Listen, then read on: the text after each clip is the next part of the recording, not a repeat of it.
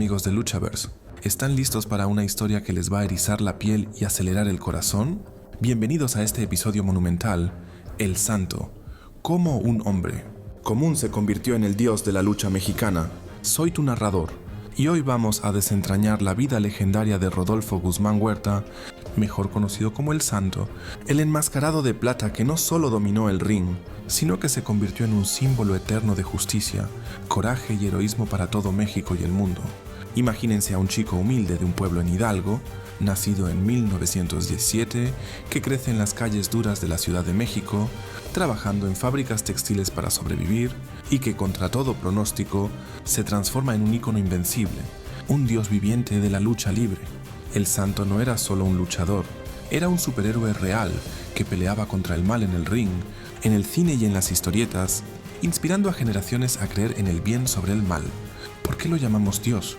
Porque su máscara plateada representaba pureza y misterio, porque nunca se la quitó en público durante su carrera, porque salvó vidas en pantalla y fuera de ella, y porque su legado sigue vivo en estatuas, homenajes y en el corazón de millones, basado en una investigación profunda de su biografía, desde archivos históricos hasta testimonios de la era dorada de la lucha libre mexicana. Este video está dividido en dos partes para que absorban toda la épica sin abrumarse. En la primera parte exploramos sus orígenes humildes, su entrada al mundo de la lucha, la creación de su leyenda y su ascenso al estrellato. Prepárense para detalles exclusivos, como sus primeros alias prohibidos, sus entrenamientos secretos y las batallas que lo forjaron. Si son fans de la lucha libre, de Santo, Blue Demon, Mil Máscaras o simplemente de historias de superación, este es su paraíso. Suscríbanse a Luchaverse si no lo han hecho, den like y activen la campanita para más contenidos sobre las leyendas enmascaradas. Ahora, sin más rodeos, entremos al ring de la historia.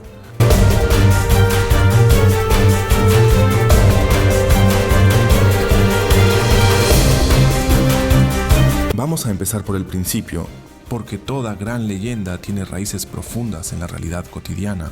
Rodolfo Guzmán Huerta nació el 23 de septiembre de 1917 en Tulancingo, un pueblo tranquilo en el estado de Hidalgo, México. Era el quinto de 7 hermanos, hijos de Jesús Guzmán Campuzano, un panadero, y Josefina Huerta Márquez, una mujer dedicada al hogar.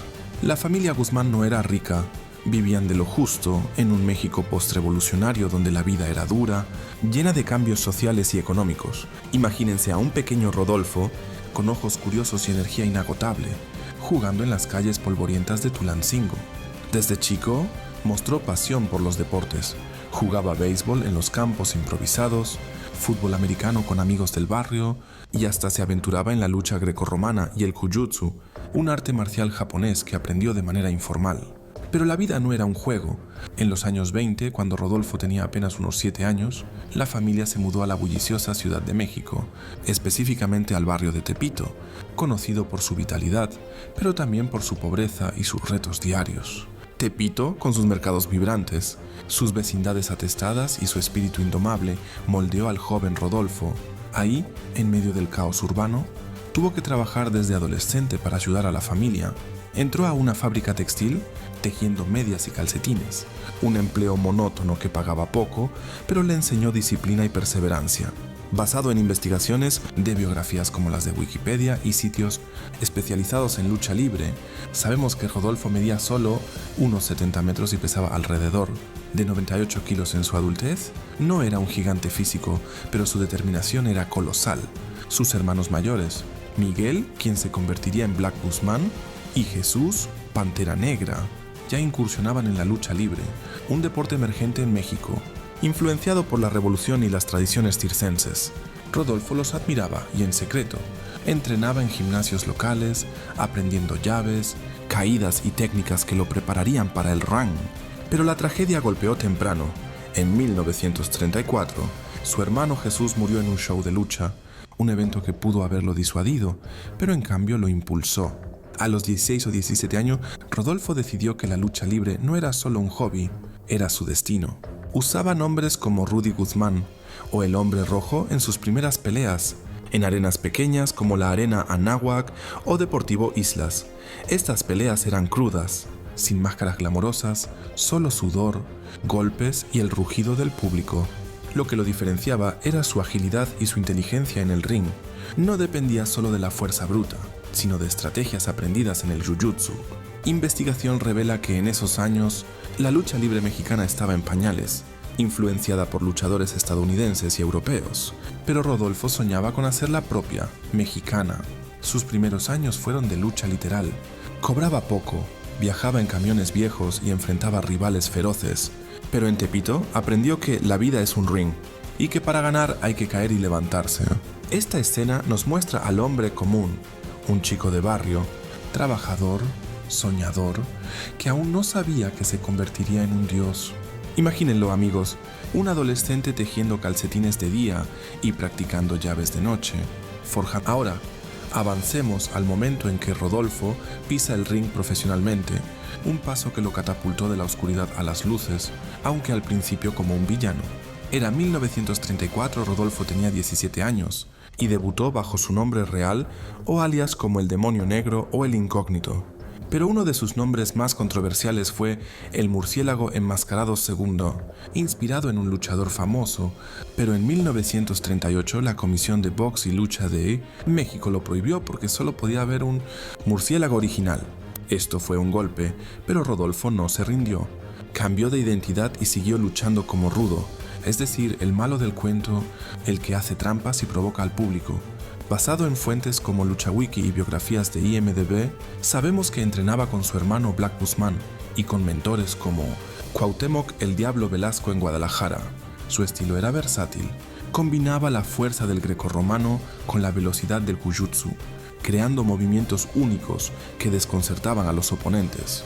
En los años 30 y 40, la lucha libre en México crecía gracias a arenas como la Arena México, inaugurada en 1956. Pero antes en lugares como la Arena Coliseo, Rodolfo luchaba por centavos, a veces en ferias ambulantes o gimnasios improvisados, enfrentando a rivales como Tarzán López o Gori Guerrero. Una anécdota clave: en 1942, su manager Don Jesús Lomelí le sugirió 3 nombres: el Santo, el Diablo o el Ángel. Rodolfo eligió el Santo por su contraste irónico con su rol de rudo, y debutó como tal el 26 de junio de 1942 en la Arena México. Imagínenlo entrando con una máscara plateada simple, no la icónica de hoy, sino una que representaba misterio y poder. Al principio, como rudo, provocaba abucheos, fingía lesiones, usaba objetos prohibidos y se burlaba del público, pero su carisma era innegable. El público odiaba amarlo. Ganó su primer campeonato importante en 1946, el NWA World Welterweight Championship en un torneo, derrotando a pesos welter con su famosa de a caballo o llaves aéreas. Investigación muestra que formó equipo con Gori Guerrero como la pareja atómica, invictos por años, revolucionando las luchas en parejas. En 1952 enmascaró a Black Shadow en una lucha apuesta, un evento masivo que llenó arenas y lo catapultó a la fama. Pero no todo era gloria. En 1957 dejó la EMLL, empresa mexicana de lucha libre, hoy CMLL por disputas salariales, luchando independientemente, antes de regresar en 1961. Esta escena resalta su transformación, de un rudo astuto a un técnico heroico, mostrando que incluso los villanos pueden redimirse. El ring era su escuela, y cada golpe una lección hacia la divinidad. Aquí entramos en el corazón de su mito, cómo Rodolfo se convirtió en el Santo, el enmascarado invencible. En 1942, con la máscara plateada, el Santo no era solo un nombre, era una identidad sagrada. La máscara simbolizaba anonimato y pureza, una tradición mexicana que elevaba al luchador a figura mítica. Basado en research de sitios como Pro Wrestling Stories y Wikipedia, el Santo juró nunca quitársela en público, un voto que mantuvo hasta 1984. En los 50, se consolidó. Ganó el Mexican National Middleweight Championship 4 veces, el NWA World Middleweight Championship 4 veces y formó alianzas legendarias. Su feudo con Blue Demon en 1952-1953 fue épico. Luchas sangrientas que llenaron estadios, culminando en una máscara versus máscara donde el Santo triunfó. Pero el gran cambio vino en 1962, de rudo a técnico, el bueno, el defensor de la justicia. Esto alineó su personaje con el héroe popular que el público anhelaba en un México de desigualdades. Investigación revela que el Santo popularizó la lucha libre como Rikido-san en Japón, atrayendo a familias enteras a las arenas. Fuera del ring incursionó en historietas en 1952. Santo, el enmascarado de plata, creada por José G. Cruz, con fotomontajes donde posaba él mismo, vendía millones de ejemplares semanales, mostrando a El Santo luchando contra criminales, monstruos y hasta invasores atómicos. Esto lo convirtió en superhéroe cultural, un dios accesible. En 1958 debutó en cine con cameos en Santo contra el cerebro del mal y Santo contra los hombres infernales, filmadas en Cuba justo antes de la Revolución. Estas películas lo mostraban como justiciero enmascarado, fusionando lucha con aventura. Imagínenlo en pantalla, con su máscara brillando, salvando damiselas de científicos locos. Esta escena marca el nacimiento del dios, de luchador a ícono multimedia, inspirando a niños a creer en héroes reales. Con la máscara firme, el Santo escaló a la cima en los 60 y 70, una era dorada donde dominó rings y pantallas. Ganó títulos como el Mexican National Tag Team Championship 2 veces, con Rayo de Jalisco y Ray Mendoza.